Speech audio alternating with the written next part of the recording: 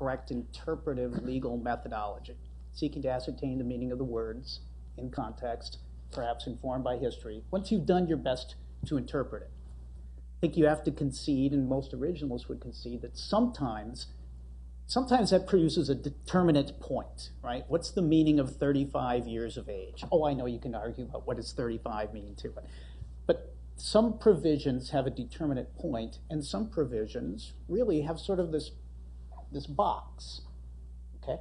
Irreducibly, once you've applied a faithful interpretive method, even if you're a originalist.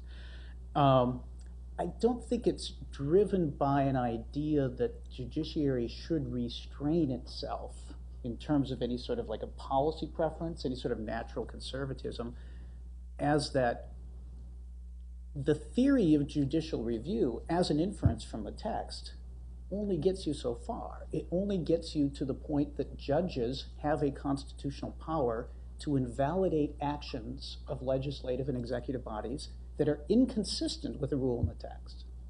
Now, if you can't get all the way to saying that it's inconsistent with the rule in the text, then you can't say that there's a judicial power to invalidate what the legislature has done. So but that actually gets to your second question, is like, does that mean that, what do you do if on many of the issues we care about most, there's actually a significant range of interpretive possibility? I think that it does mean that the more indeterminate a text, the less judicial license there is to substitute its view for something the legislature has done, because that's an intrinsic limitation on the nature of the theory of judicial review. And the further we get from questions that are determined by original meaning, the more room it leaves for the live hand of the present to legislate and act.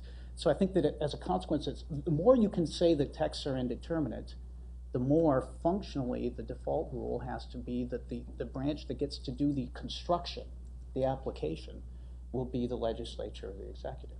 By indeterminate, you're not meaning, I think, what Helen was criticizing. I think what you're saying is that when we know a great deal about history and actually have answers, the answer is that there were two major views that were not, at least two, maybe a range of views, that were not in fact resolved, but instead all were comprehended by a text which did not resolve them. Which is not, I think, Helen, that's not the view you were criticizing, right?